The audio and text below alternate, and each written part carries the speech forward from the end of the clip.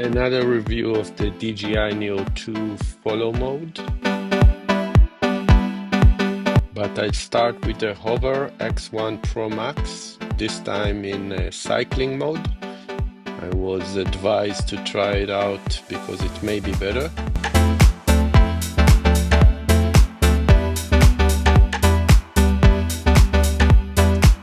Unfortunately, it crashed even earlier than in the first review I did.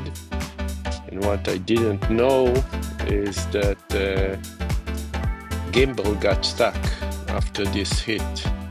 I suspected it, but I wasn't sure, so I continued riding with it tracking me. And as you can see, it is no longer stabilized and it's unable to keep me in the middle of the frame. So this time the hover got damaged in the last crash.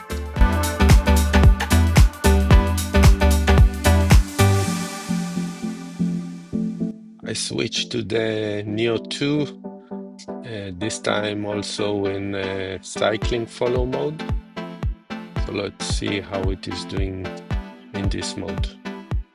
Same place where in my previous review I used the normal follow mode.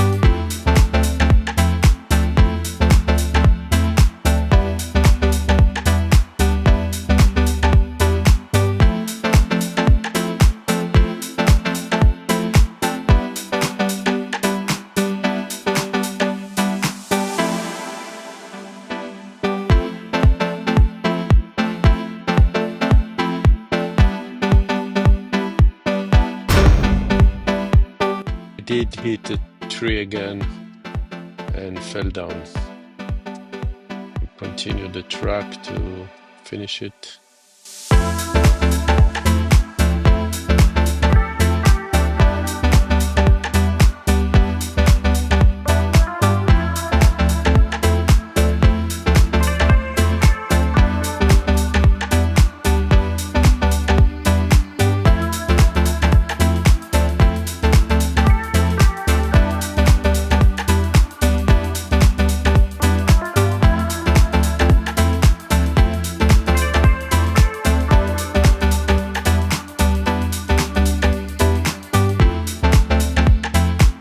I'm not sure if cycling mode is much better, but I did continue to test it. Same area with a lot of trees that I tested it in the normal follow mode.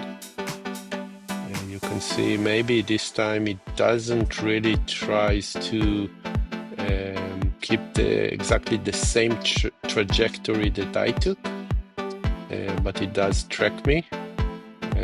It is set to medium distance. Later on I'm going to test close as well, see if there's any difference. Doing a nice job, I think.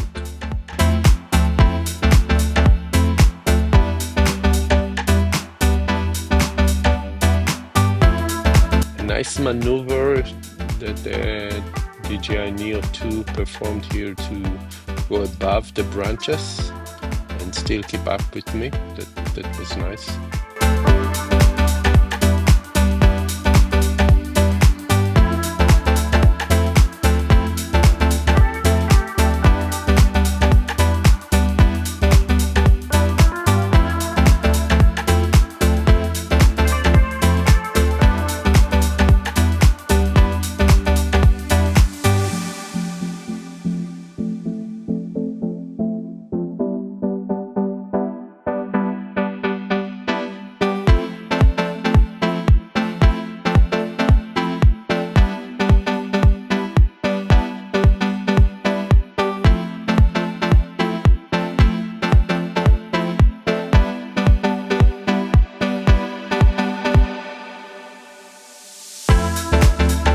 though it hit the branch, it did continue tracking me.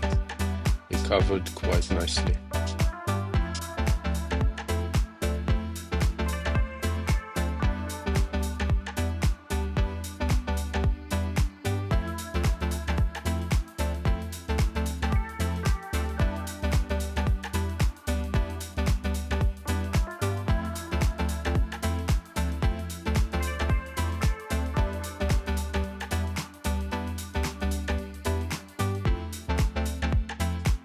Again, it does bump some branches, but it doesn't seem to bother him much.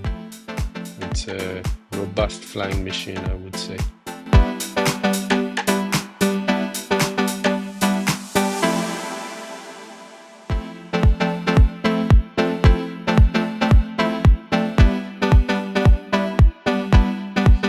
Okay, apparently it hit the tree here, and since it recognized the bump, it stopped and landed in place, so I had to restart the flight.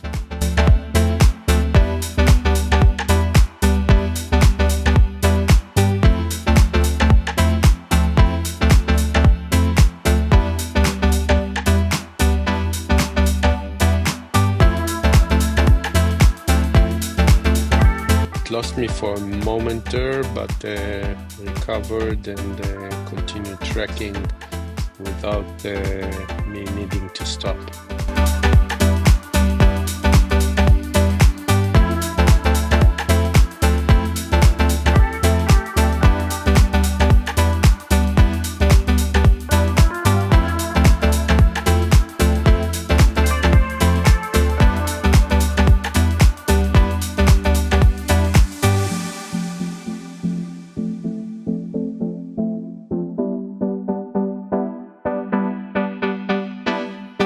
Again, it lost me for a moment and then caught me again.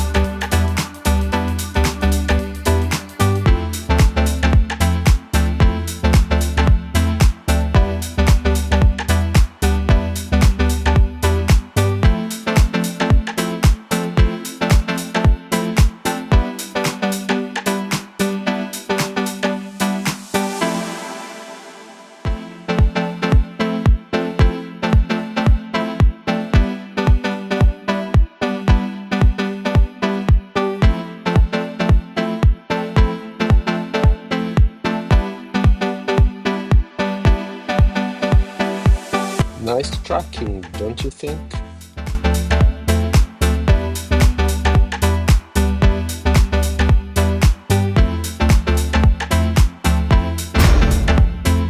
It hit the branch and stopped there.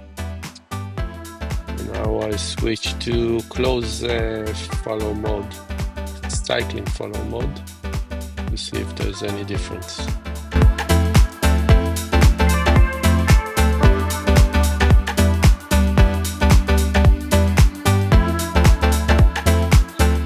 Lost me here. This time I had to come back so it can gain me again.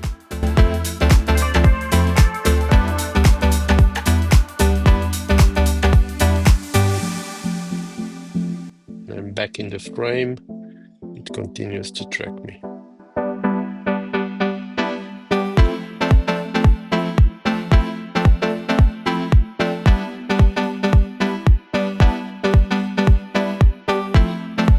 Here it lost me again.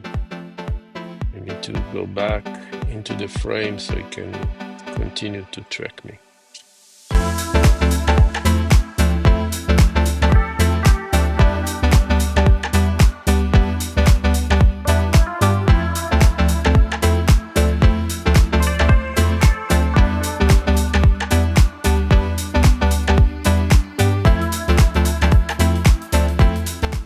seems that in these conditions, tracking mid-distance is better than close.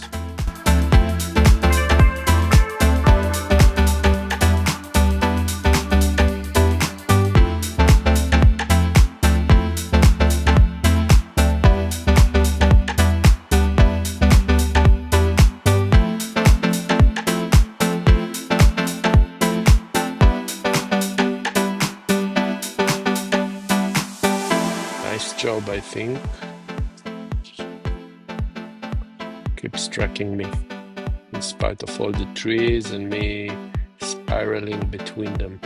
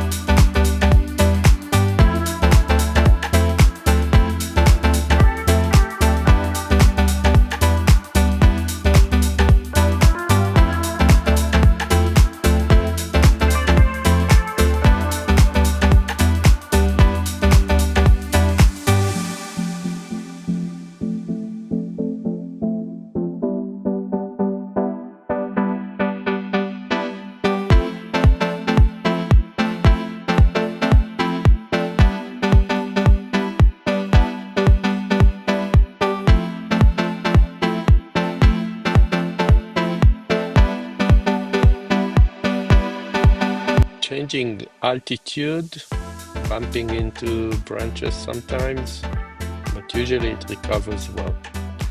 Now the battery is low and it's auto landing due to the low battery.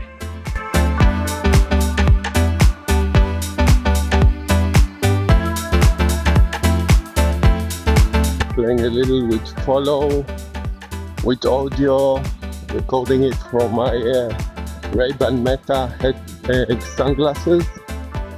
Let's see, gesture is working.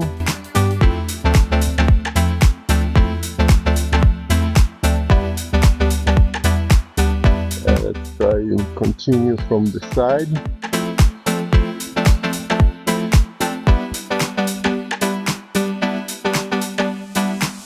Okay, I got low battery warning.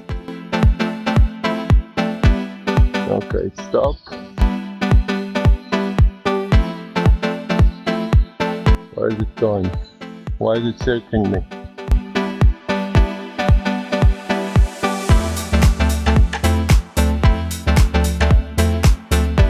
Got a low battery, critically low battery warning. Here I'm back in the normal follow mode. I'm following high, not flat. Nice sunset scene, and I gain some nice speed here, about 30 kilometers per hour, and it follows me quite well, I think.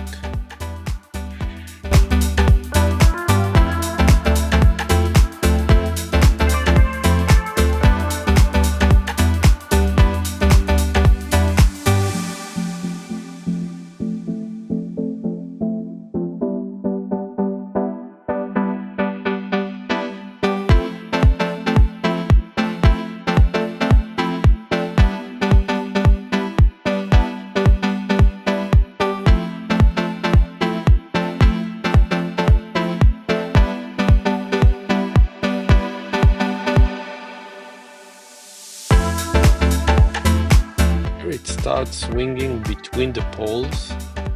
Didn't realize it. And eventually, though you cannot see it in the video, it crashed into this pole. The battery detached, but I did get to download the video. The gimbal is defected now on the Neo as well, unfortunately. So, I intended it to be another comparison between the HoverX One ProMax and the DJI Neo2, but the Hover crashed early on and the gimbal got stuck, so I continued and focused on the Neo2. The more I play with it, the more I'm happy with its performance. It keeps up with me very nicely, avoiding obstacles when in low speed, and even when I change from low to mid speed, it keeps up even between the trees. It does some impressive maneuvers to dodge obstacles, go above, below, or around them. I couldn't see much difference between the follow and the cycling follow modes, but it does seem to do better in this condition in mid-distance rather than close. Audio is recorded quite clear through the app, especially when I use headset. The drone nose is completely removed without impacting the speech.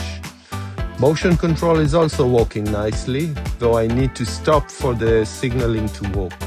If I want to change the drone relative position, height or distance while riding, I need to use the app controls or voice commands.